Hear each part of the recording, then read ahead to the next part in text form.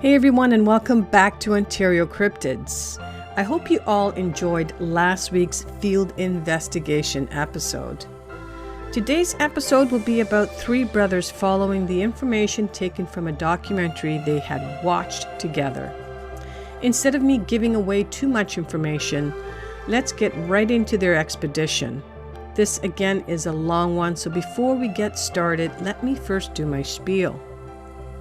As you know, I'm always looking for great stories to be shared on this channel. So if you have a story you would like to share in a safe environment, then forward your encounter stories to OntarioCryptids@gmail.com. Now go grab yourself a beverage and get cozy on your couch or chair and sit back and relax.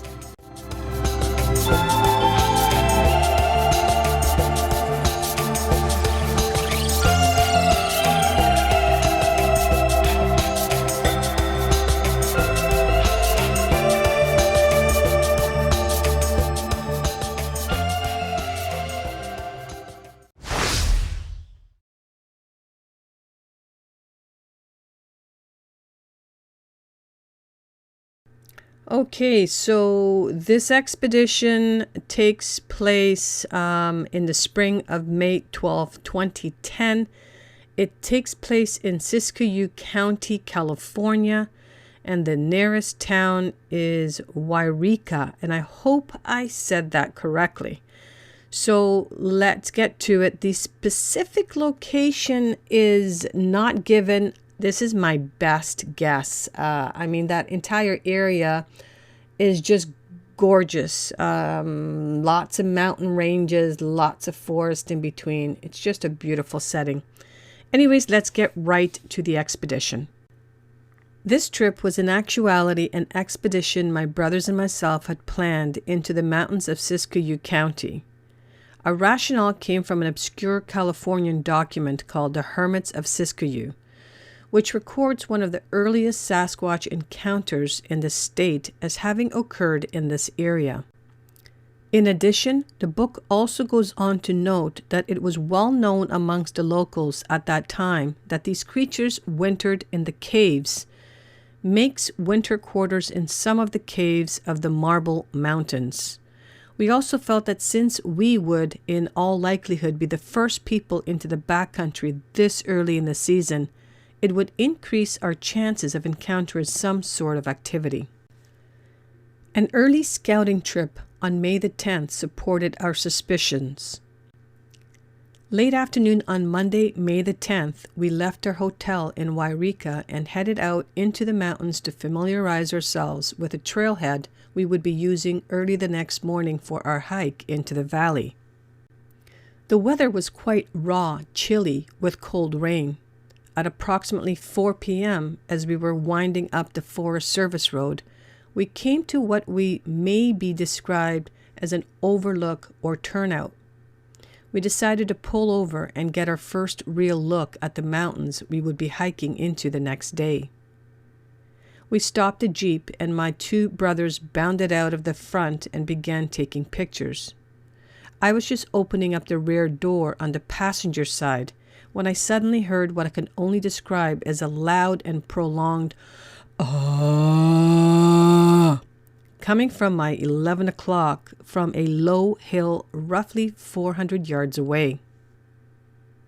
It was a very strange sound and completely unlike anything I have ever heard in the woods before. I live deep in the high peaks of the Adirondacks, so I am no stranger to backcountry sounds. It sounded like a man sort of yelling, but it had a deep animal-like quality to it. I asked my brothers if they had heard the sound, but they said that they hadn't. In fact, I believe that they thought I was joking.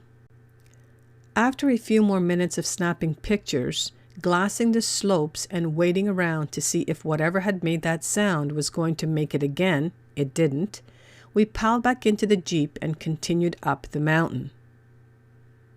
We followed this road all the way to the trailhead, one of our two options for tomorrow's hike, without any incident. Coming down the mountain, we now turned left into another Forest Service road to reconnoiter the second trailhead.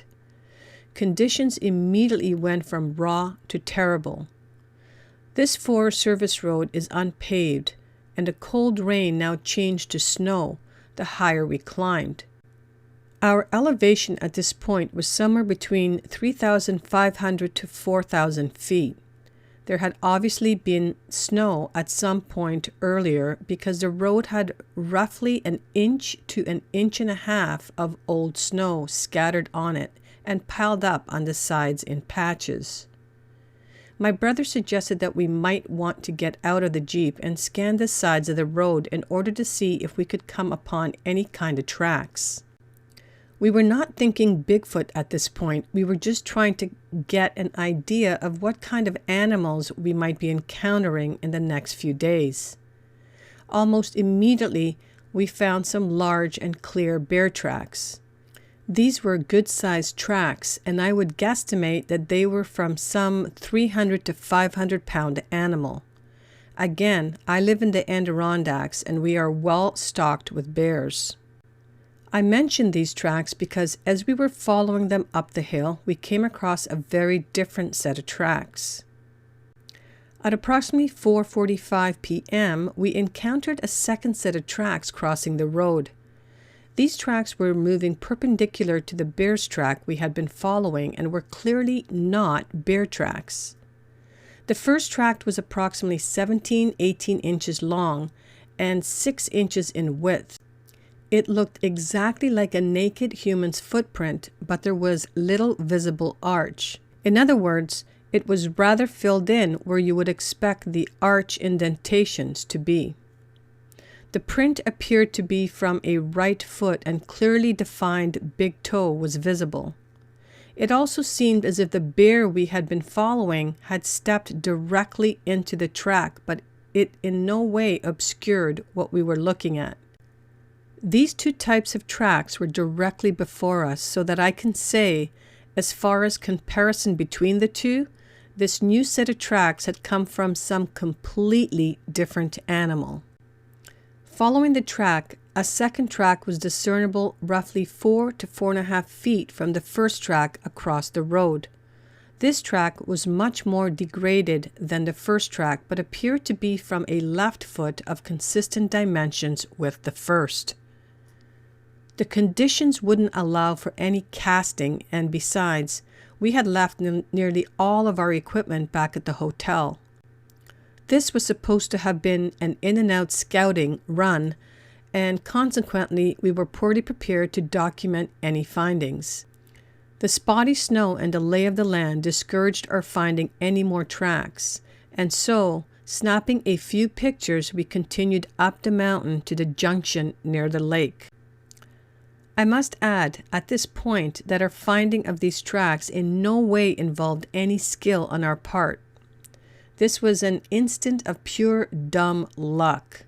If we had arrived any later, the quickly deteriorating weather conditions would have destroyed these tracks without our ever having found them.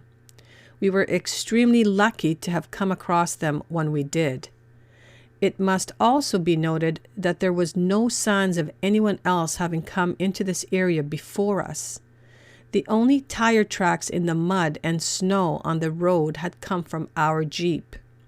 Until we had gotten there, everything seemed to have been completely undisturbed. Further up the road splits with the right fork heading towards a camp, and the way ahead leading towards a lake. To our left was an animal corral and a short road leading to a dead end in a gravel excavation. These details would be important later, but for the moment we decided to try forging up the road towards the lake. The way soon became impassable with the snow, and having gotten the Jeep stuck numerous times, we turned back to begin our return to Wairika. Returning down the Forest Service Road, we were approaching the overlook turnout where I had heard the strange ah. We were discussing this sound when we decided to enter the turnout again, being much more focused and alert this time to see if it would repeat itself. At 5:35 p.m., we put the windows down, turned the Jeep off, and coasted into the turnout.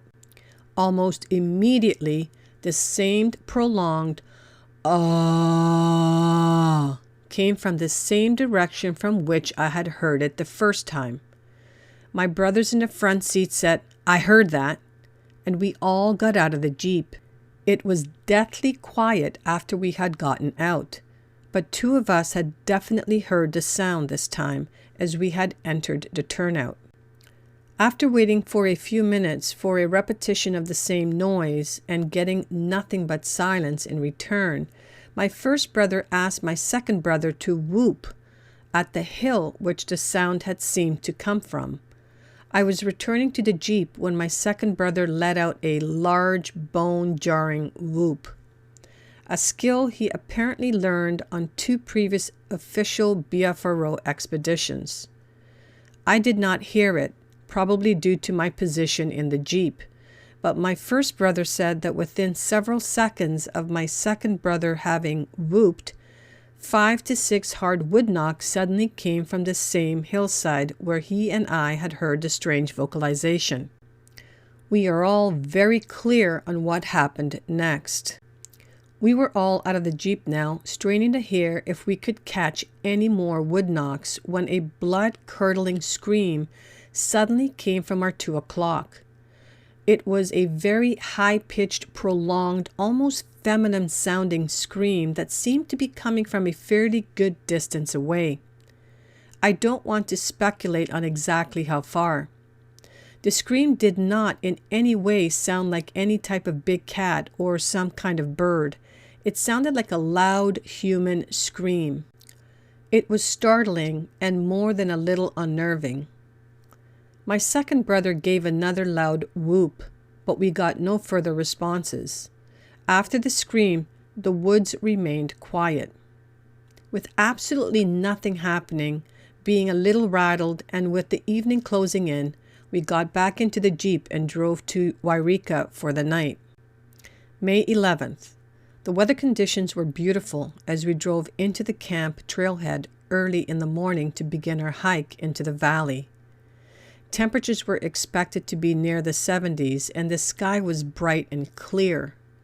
We thought that we would be able to hike the roughly 7.5 miles into the valley in about 5 hours. 60-pound packs and much more snow than we had anticipated quickly put an end to that idea. We decided to retreat to our fallback positions and attempt an entry from near the lake. We knew from the night before that the road directly to the trailhead soon became impassable for the Jeep a short distance beyond the camp junction, but it appeared from our map that it would be a relatively short hike into the trailhead from where we would have to ditch our vehicle. While we had encountered snow up from the junction, we hoped that it was just a bad patch and that the snow would break and the hiking would be easier once we got through that particular area. Again, that proved not to be the case. Stuck now and wondering just how we were going to get into the valley, we realized that we were going to have to make a choice. We could either scrap our idea of getting into the valley from these approaches, take a long drive into Eureka and attempt an entry by going up a creek, or make camp somewhere in the immediate area and attempt a dash into the lake area with extremely stripped down day packs. Hating the idea of another long car ride and of wasting another day without getting into the woods, we opted to find a spot close to the camp lake junction. Driving the Jeep up the dead-end road past the animal corral, we set up camp in the old gravel pit. Our camp was situated in a flat, roughly 50-yard in diameter hollow, ringed by rough mounds of rock and gravel. Our GPS indicated that our base camp was sitting at 4,862 feet. Aside from having to hike a short distance downhill for water, our camp offered us a relatively protected haven on the mountaintop. I want to make our situation clear in light of subsequent events. We did not intend to be where we were. We were forced to make last-minute decisions if we were going to try and stay with our original plan of getting into this specific valley. Our position wasn't ideal, but it did provide us with a moderate degree of comfort and a footing for making a dash into the desired area. We settled into our camp and the rest of the day passed uneventfully. After a dinner of some MREs, we passed a very quiet and bitterly cold night. The morning of May 12th couldn't come too soon. The night before had been almost too much for the gear, 20-degree bags and a couple of three-season tents we had with us. I woke up at about 6:30 to a winter cold and icy tent. My second brother was already up, while my first brother appeared to have retreated to the Jeep sometime during the night. He had gotten his feet wet before climbing into his bag and had been forced to use the heater in the Jeep to stop his feet from freezing. We decided to leave him in the Jeep and let him sleep. At around 8 a.m., my second brother and I decided to gather some snow to make coffee. As the gravel pit was entirely snow-free, we had to walk down past what we had nicknamed the OK Corral to the junction, where there was still plenty of snow. Off to our left, a couple of 100 feet down a very steep decline from our camp, we could hear the fairly loud rushing water of a creek. As neither of us relished the idea of trying to work down that decline and then struggle back up just to get some water, we were going to make do with the snow at hand. We were just beginning to gather some snow when we suddenly heard the sound of rocks being banged together in the creek bed below us. It was very clear and very distinct. The rocks were being banged together in a series of threes. Bang, bang, bang.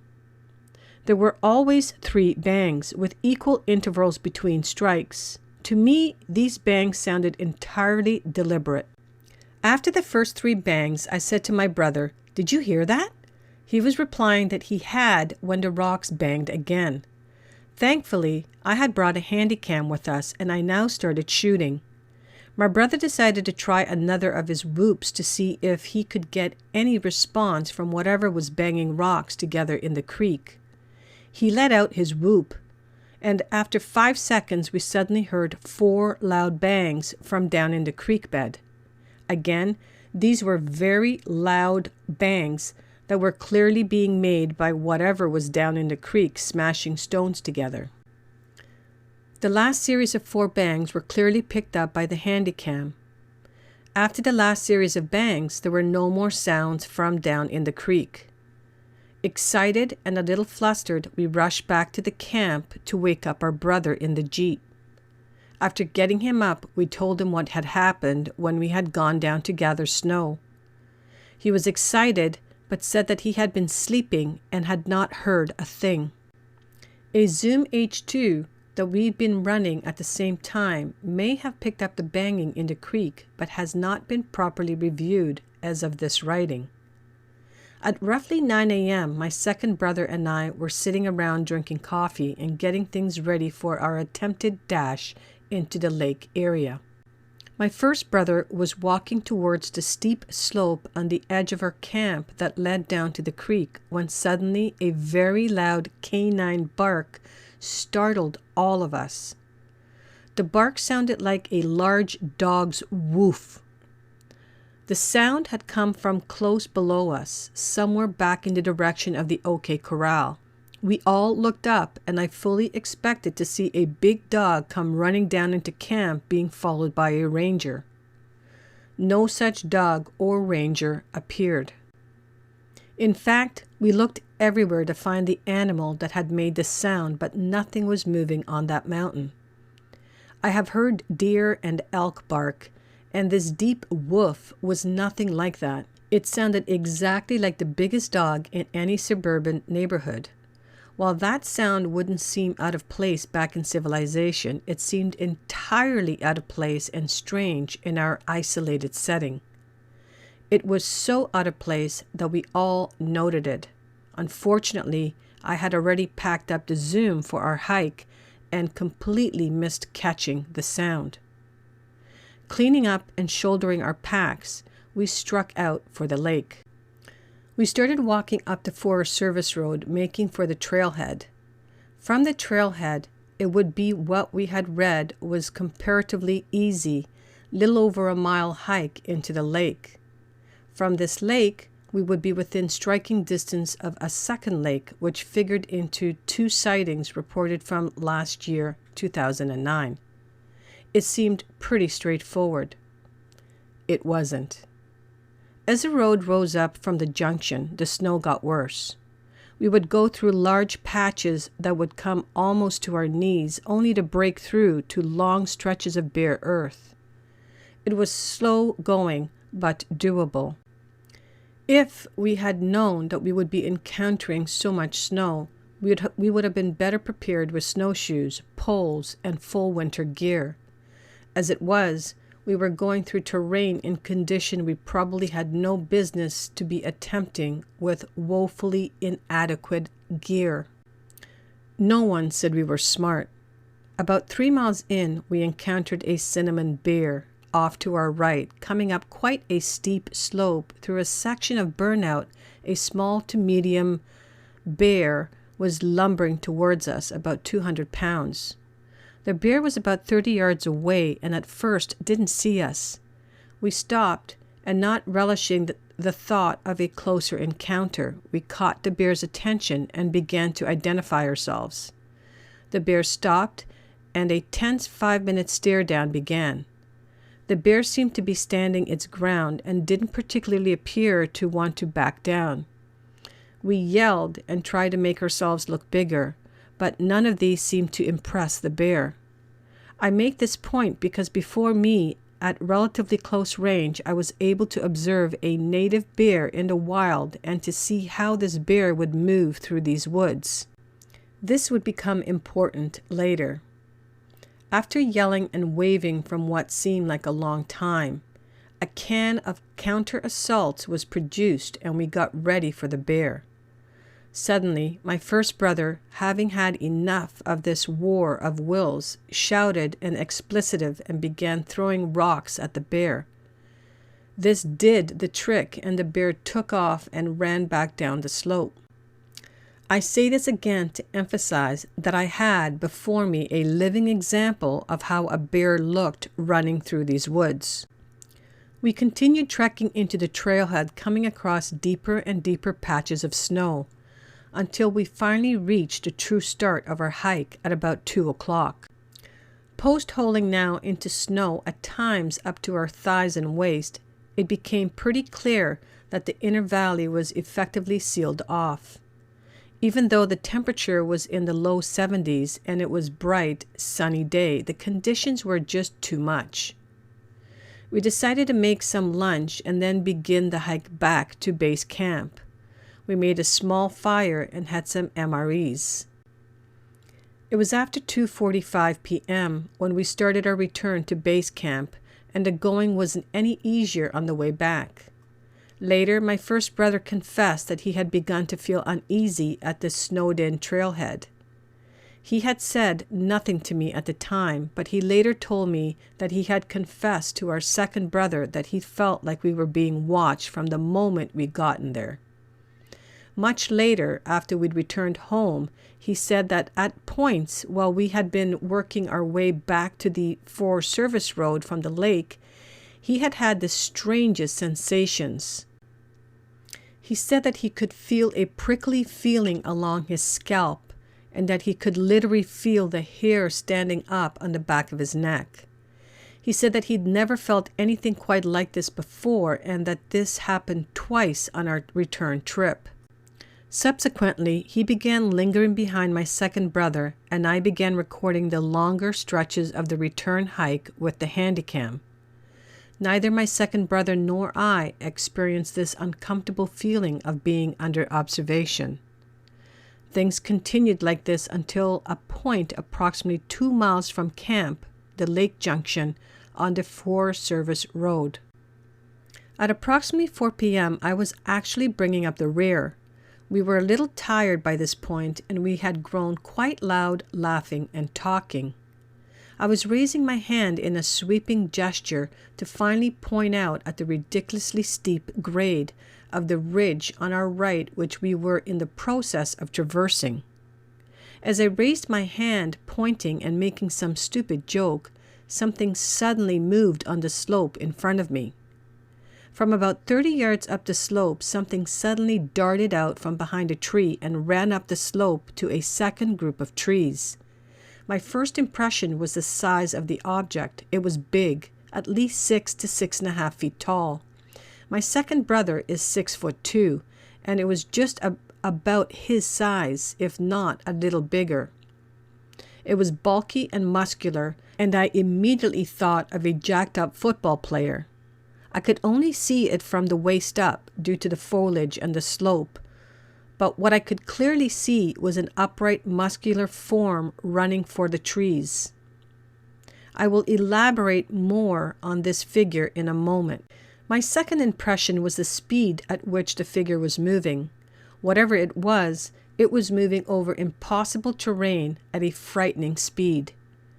I immediately thought that nothing that big should be able to move that fast. It was moving from left to right from one tree up a very steep angle of ascent. I'm guesstimating 60-degree incline at an angle to a second V-shaped group of trees.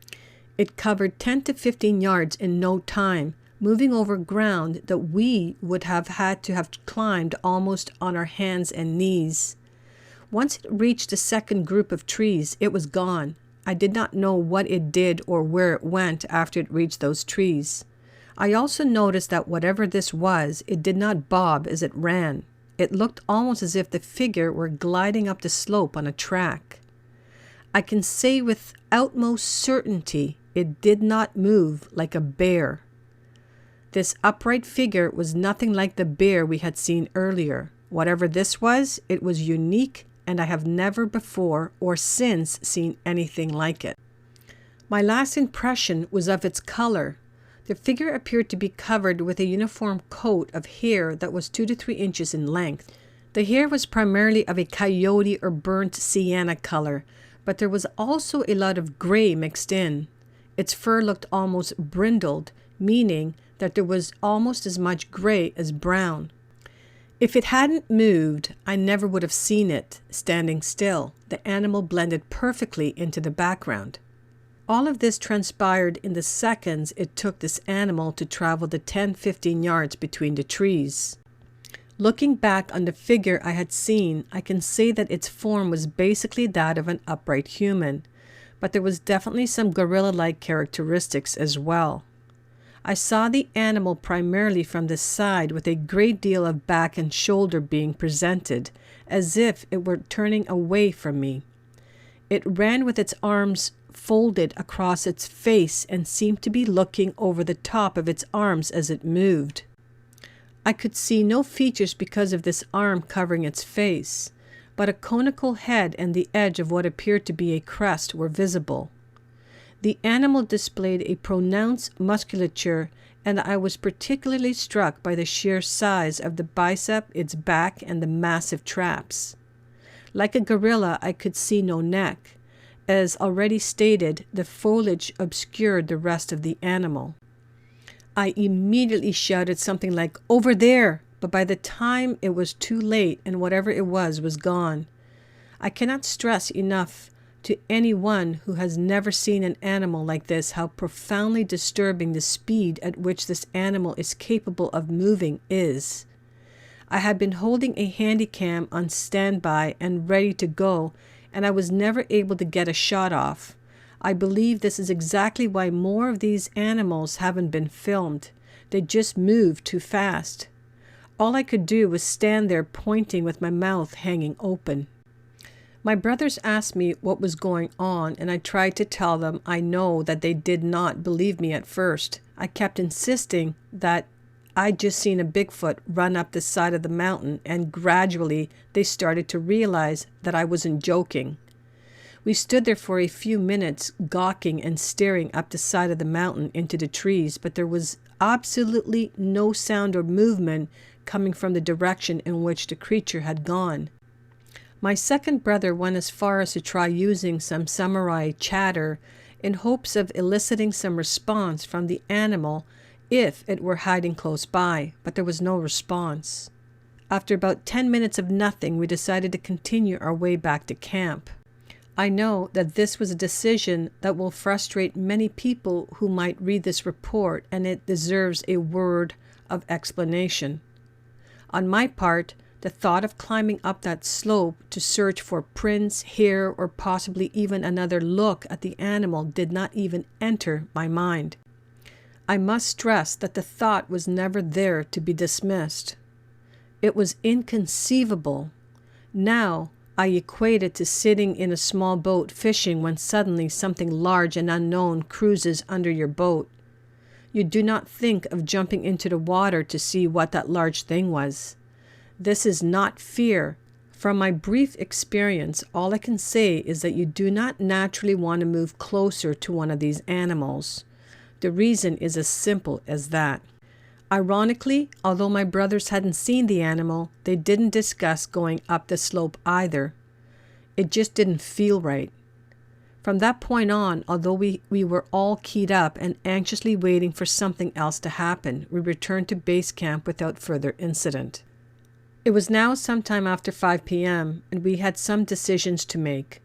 Basically, we debated whether or not we should stay or, in light of the day's activities, pull out. We opted to break camp and spend the night in Willow Creek. This decision also deserves a word of explanation. Our first consideration was the extremely difficult weather conditions that we had been enduring from the start of this expedition. We had been in snow and facing below zero conditions that we had not been prepared for. The thought of another icy night in the tents or, worse, all of us crammed into the Jeep trying to stay warm were hard trials to think about. While the daytime temperatures were mild and pleasant, the nighttime almost 5,000 feet up in a gravel pit on the top of a mountain was brutal. In this regard, we were not being smart. Our second consideration was the thought of the animal we had just encountered, both directly and indirectly, paying us a visit in the darkness. While my brothers were game for such an encounter, I almost definitely was not. This was not coming from fear on my part. I will argue that this was just good common sense. It was definitely going to take me some time to adjust to what we had seen. In the end, my brothers gave in to my desire to pull out. I'm grateful to them. I still don't regret our decision. Feeling pretty damn happy with everything we'd accomplished already, we ended this leg of our expedition. Having had some time now to mentally digest what had happened during our short stay in these mountains, my brother and I have put together some ideas concerning the activities we observed. 1. We definitely feel that whatever was making those ah calls on our first day was acting as some sort of sentry or lookout. Whatever was watching the road only called out when we came into view, and its position allowed an excellent opportunity to monitor all possible human traffic into and out of those valley access points. We did not hear it during our final departure from the mountain, but it was getting quite late by then. 2. Based on the fact that something screamed from a second position in seeing response to the first caller's wood knocks, there was definitely more than one creature in the area. 3. Based on my brother's intuitions, my sightings, and a subsequent development, we feel that we picked something up at the snowed-in trailhead, and that this something was trailing us from higher up on the side of the mountain during our return hike to the base camp. 4. I believe that my sweeping, pointing gesture caused the animal to believe that it had been observed, and that this caused it to break and run for new cover. This is the only reason we even knew the animal was there. I would also like to add a final observation concerning the creature I observed. One of the names of the Native Americans of Northern California have for this creature is Tintaquinaquanen. Okay, I'm sorry, I don't think I said that right. But in any case, I will spell it out for you guys in the video, which translates into something like boss of the mountain. I can think of no better name for this animal I saw. This animal seems perfectly suited for its environment.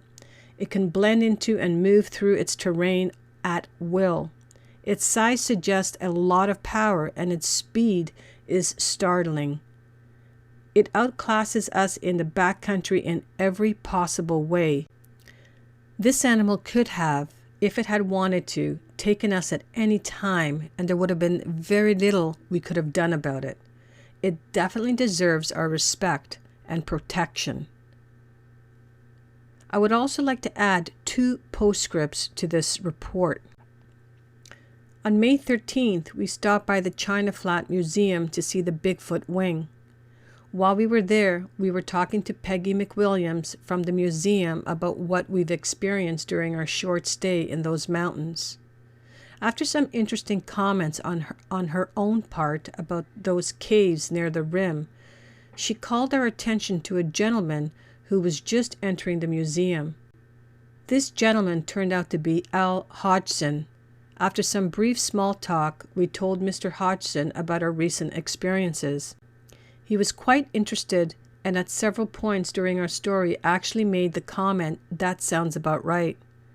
We showed him the pictures of the tracks, and these also seemed to intrigue him. When all was said and done, he very kindly asked us for our names and our contact numbers. As he was leaving, he turned to me and smiled and said, "In 40 years, I've never seen one." He was a gentleman from the beginning to end, fascinating to talk to, and a genuine pleasure to have met. On May 25th, my second brother was reviewing the footage from his video camera. We had been shooting with 2 cameras, and we all had over 12 hours of footage to go over. While reviewing footage we had shot on May 12th, he came to a portion that he had filmed after our return to base from our hike back from the lake trailhead. This footage was shot just as we re-entered the camp and were facing back towards the mountain and the junction. While it will never convince the skeptical, the video shows something large moving through the trees until it comes to a small clump. The object ducks down, and then what appears to be a head pokes out on one side, facing the direction of our camp. The shot ends after about 40 seconds. None of us had any idea at the time that the figure was there. It's an intriguing end to a very intriguing experience. I'm extremely happy to have some evidence to support my sighting. In retrospect, I'm even more glad now that we didn't attempt to climb up that slope after the running figure. This video seems to suggest that whatever it was, it never moved after it hid behind those trees. If we had climbed those slopes, I now believe that the animal I had seen would have been waiting there. In all likelihood, it would have run again, but I really would hate to think about having an up-close, face-to-face encounter with whatever was on that mountain. In addition, in light of the fact that the video was shot almost 2 miles further down the Forest Service Road from where I had intentionally seen the creature, I now believe that this animal waited for us to move and then continued tracking us all the way back to our camp. While I don't in any way feel that we were in serious danger from this creature, I feel even better now having spent that last night in Willow Creek. Personally, I feel that they made the right decision to come down that mountain when they did. And it is often in hindsight that they will catch glimpses of the creature being nearby, and they have no idea that the creature was even there or that they had videotaped it. But also in hindsight, I don't think they were very well prepared for this expedition. The other thing that I found interesting is that every single one of them experienced something different, in the sense that the first brother, I can't remember which brother, one of the brothers, the same brother who had soaked his feet and stayed in the Jeep, did not hear the wood knocks or anything like that because he was sleeping in the Jeep. But he was the one that had the uneasy experience as they were hiking back, which none of the other 2 brothers experienced at all. So does he have some special abilities he's not aware of? I don't know, just throwing it out there. But in any case, I truly enjoyed this expedition that these three brothers took on. And I'm curious, since this was done in 2010, if they had taken this expedition again and if they were better prepared. I haven't come across any other information that would back this up, but I am going to keep on digging to see if there were any further expeditions that they took. But that's going to be the end of this one, since this was super, super long, and I hope you all enjoyed it as much as I enjoyed sharing this with you. So on that note, if these stories reminded you of an encounter that you may have had and would like to share, then please forward your stories to OntarioCryptids@gmail.com. I would be honored to share your story on this channel. Thank you for listening until the end. I truly appreciate it. And please hit that like button on your way out. And smash that subscribe button if you're new to my channel. And most of all, I want you guys to have a safe and happy Sunday. And we'll see you all next week.